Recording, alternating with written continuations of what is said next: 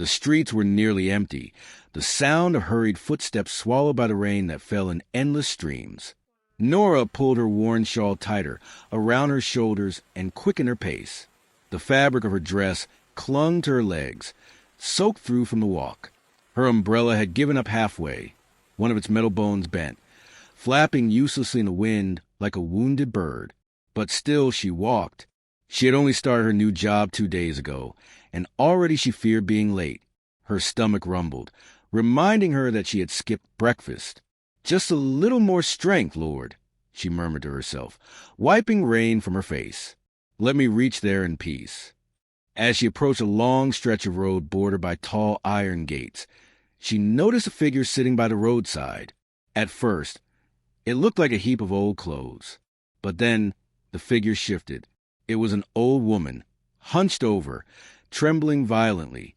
The rain dripped from the woman's gray hair, soaking the thin scarf on her head. Her bare feet rested in a puddle of mud. People passed. Motorbikes sped by, splashing water, and few pedestrians cast fleeting glances before looking away.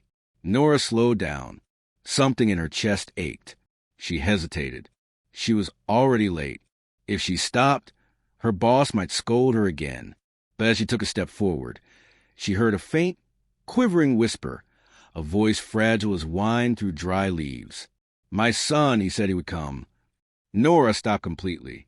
She turned, eyes soft with concern. "Ma, are you all right?" she asked, bending slightly to meet her gaze. The old woman lifted her head.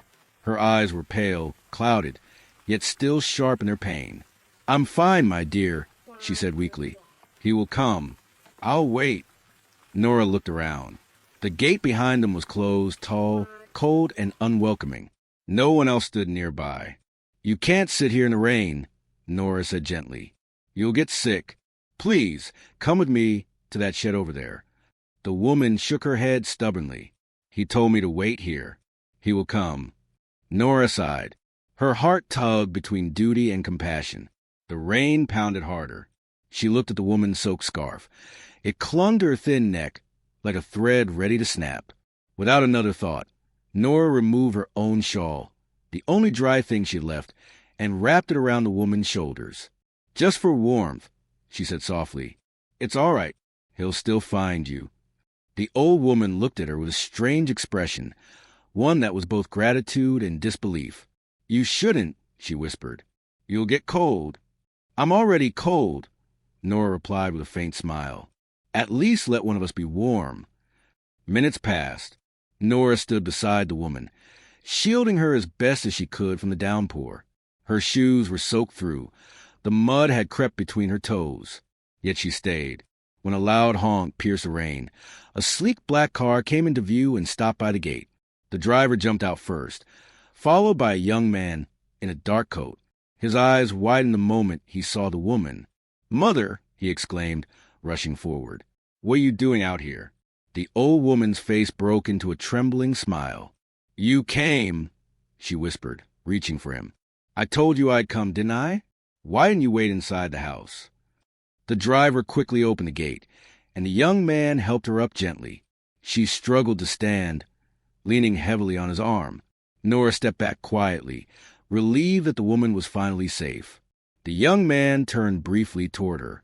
Rain blurred their vision, but for a moment their eyes met, his full of confusion and guilt, hers calm and understanding. Did you help her?" he asked. Nora hesitated, then nodded. She was cold. "I just stayed with her for a while."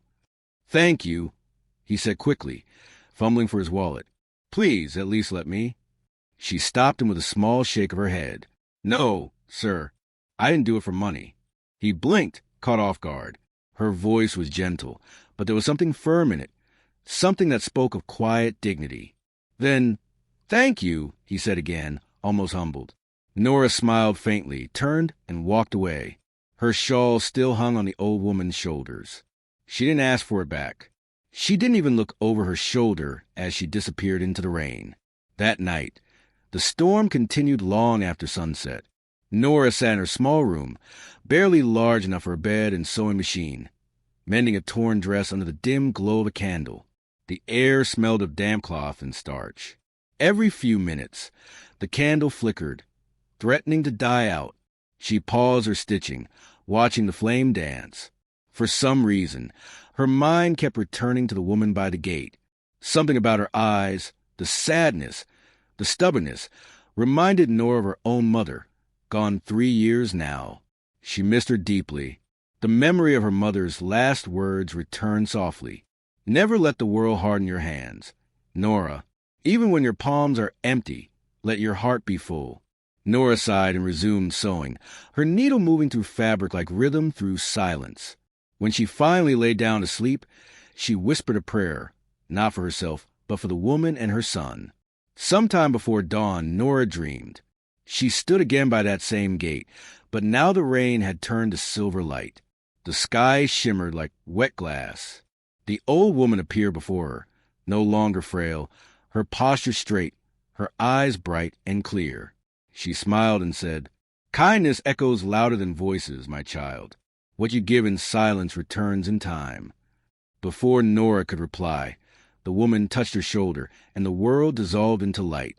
She awoke to the faint sound of rain still falling.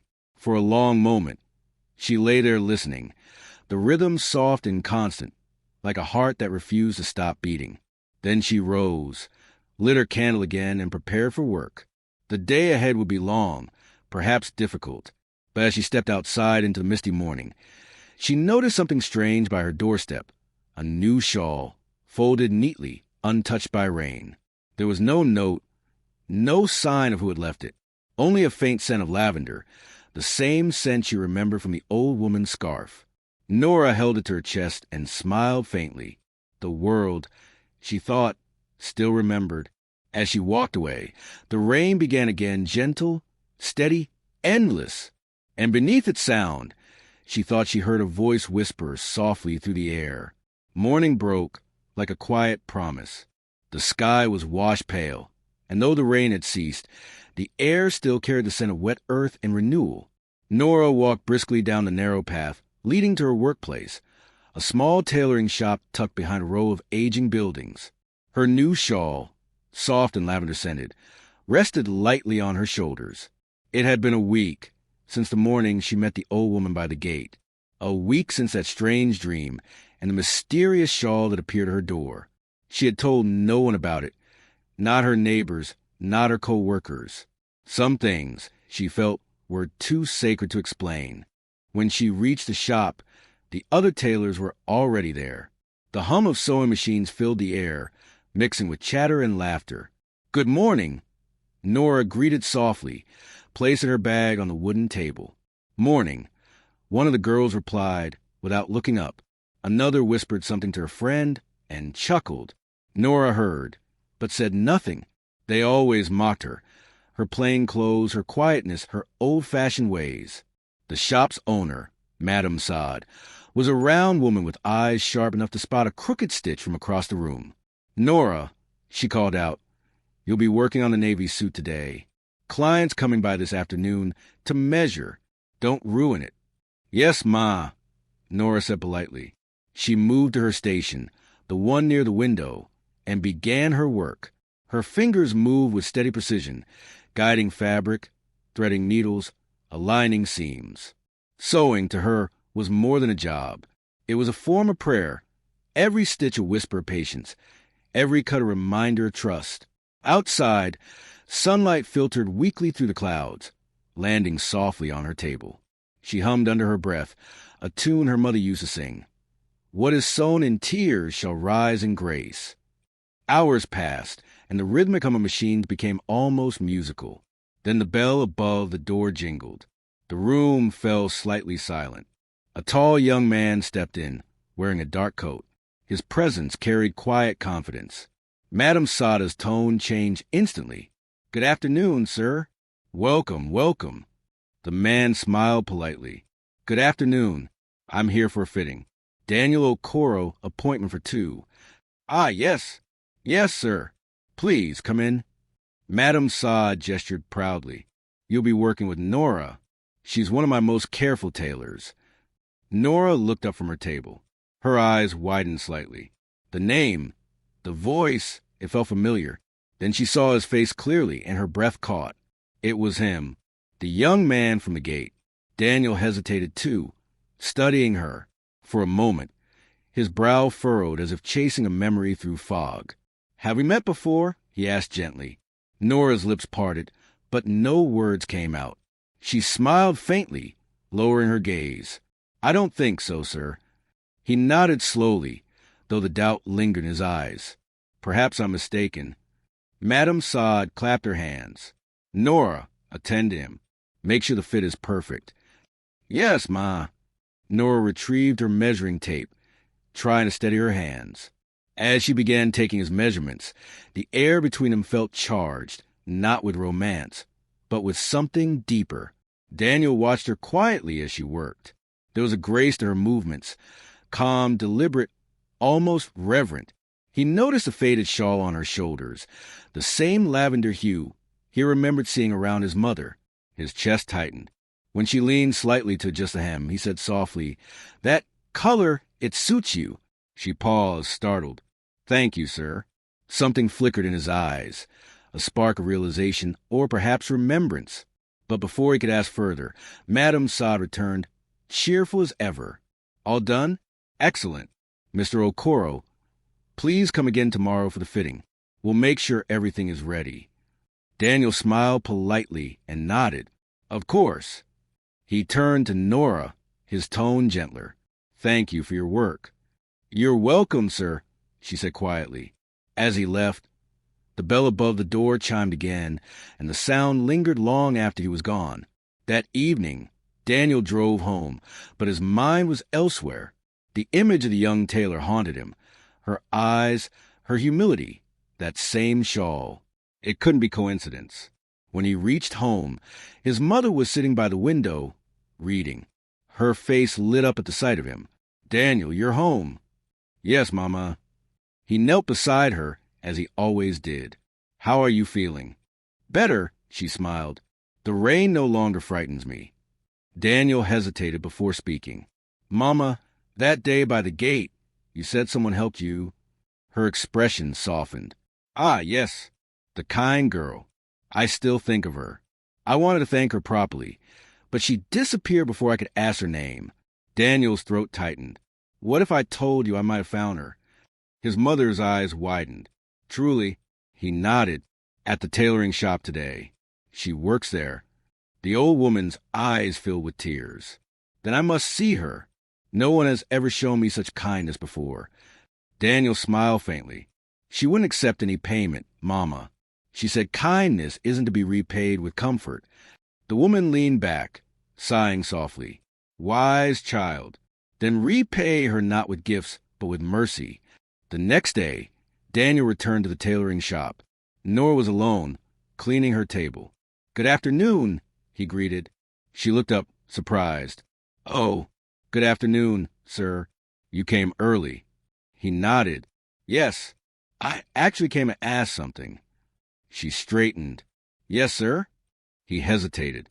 "That morning, the day it rained, did you help an old woman by the gate?" Nora froze. Her eyes darted briefly to window, as though searching for escape. Then she sighed softly. "Yes," she admitted. "I stayed with her until someone came." Daniel smiled gently. "That someone was me. The woman was my mother." Nora's lips parted in surprise. For a moment, neither spoke. Only the hum of the ceiling fan filled the silence. "She asked me to thank you properly," he continued.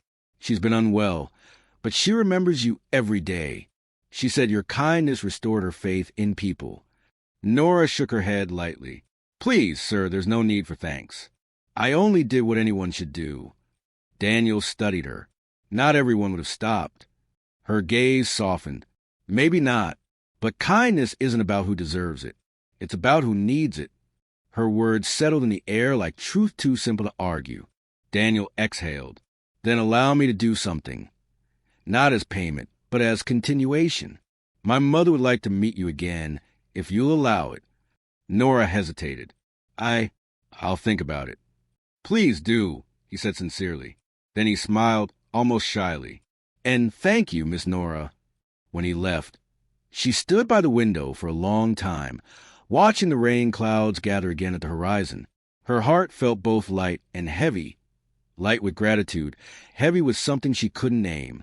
That night, Nora wrote in her small notebook, the one she kept for thoughts she couldn't share aloud. Some people walk into our lives not to stay, but to remind us that goodness still breathes beneath the noise of the world. The rains returned heavier that week, dark skies swallowing the light before noon, thunder rolling like grief across the horizon. The town's narrow streets flooded easily, and umbrellas bloomed everywhere like tired flowers. At the tailoring shop, business had slowed. Water leaked through the cracked roof, dripping into a rusted bucket near Nora's table. She worked quietly as always, needle gliding through damp fabric, the hum of her machine keeping time with the falling rain. But beneath her calm, something weighed on her spirit. The shop's owner, Madame Sod, had been pacing restlessly, her phone pressed constantly to her ear. Nora could sense the tension in her voice. Something was wrong. By afternoon, it was no longer rumor. It was reality. Madame Sod gathered everyone together, her face drawn and tired. "I won't hide it," she said flatly. "The landlord wants to sell the building to a real estate company. He has given all the tenant 1 week to clear out, including us." The tailors exchanged shocked glances. So, one asked, "But where does he expect us to go?" Another sighed bitterly. "So that's it? Just like that he's chasing us out without proper notice?" Nora's heart sank. This job was her only means of survival. Without it, she would have nothing. She had no family left, no savings beyond what could feed her for a few days. Madame Sod shrugged helplessly. "I begged and begged, but the decision's final, which means I can't house you all, so I will be working alone for myself. I'm sorry." As the others murmured in despair, thinking of what to do next, Nora sat silently, her mind swirling.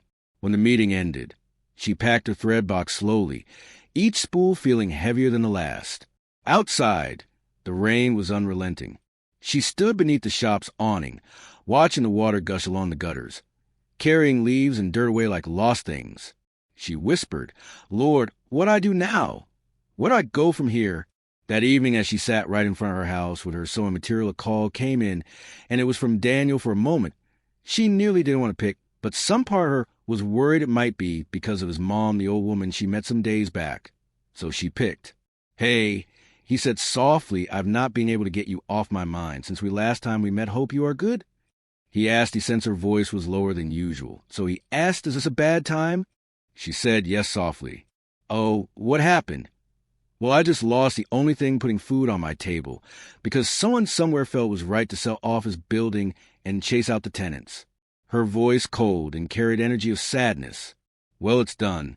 So I'm back to where I started. So yes, it's not a good time. I'm so sorry. Maybe we should talk some other time," she said lowly. And before he could say a single word, she hung you the call, bursting into a loud cry. 2 days later, across town, Daniel sat at his desk in his office, staring blankly at his computer, confused and bothered. His thoughts kept wandering back to Nora. Since their last meeting, something inside him had shifted. A quiet admiration that deepened with each recollection. The image of her standing in the rain beside his mother wouldn't leave his mind. There was something rare about her, something untouched by the noise and greed of the world. And now she's in need, and this might be the best time to repay her back in kindness, he said. A soft knock broke his thoughts. His assistant entered, holding a file. "Sir, the community tailoring shop project you suggested. It came through this afternoon. Shall I finalize the documents?" Daniel blinked, confused. "Which project?" "The one you mentioned last night, sir. Funding a small shop to help local seamstresses." Daniel's lips curved slightly. He remembered now. The idea had come to him after speaking with Nora on phone. "Yes," he said finally. "Finalize it, and do it anonymously." The assistant frowned slightly. "Anonymously, sir?" "Yes. No names, no publicity. Just make it happen." That evening, Nora sat in her small room, staring at her sewing machine. The silence felt thick. She reached for her notebook and began to write. "Today, I learned that sometimes the soil we work hardest till is taken from under us. But maybe faith means believing there's another garden waiting, unseen. A knock came at her door. It was Tinu, her neighbor, a cheerful woman who sold bread nearby. "Nora, come outside quick." Nora frowned. "What is it?" "Someone dropped an envelope for you while you were away.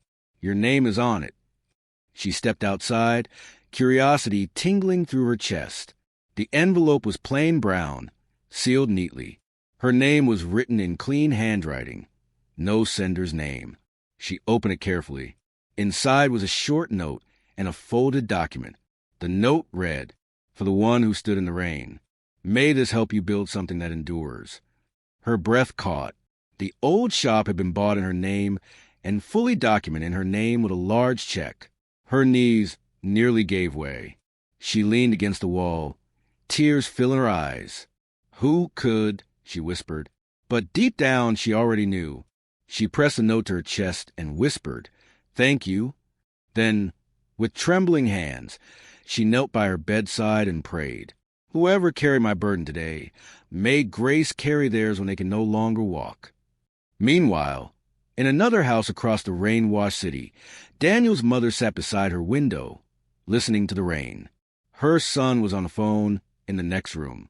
"You did well," she said softly when he joined her. Daniel looked surprised. "You knew?" She smiled knowingly. A mother always knows her child's heart. "I told you to repay with mercy, not comfort, and you did both." He looked out the window, lost in thought. "I don't even know if she'll guess it's from me."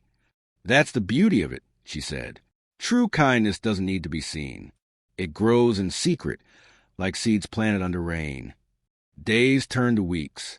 The tailoring shop officially opened. The others who left to find work elsewhere also came back. The shop was filled with new sewing equipments, and other shops across the building were also opened back. Weeks later, Nora now had her own tiny corner space with a wide window and a handmade sign that read Echo Tailoring. Those that mocked her were now her friends. She never boasted, never rushed. Every garment bore her signature in small, delicate embroidery, a raindrop with a single thread through it. And that's how one act of kindness changed a life forever.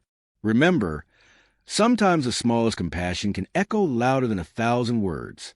If this story touched your heart, let it touch another. Subscribe to the Story Empire for more stories like these.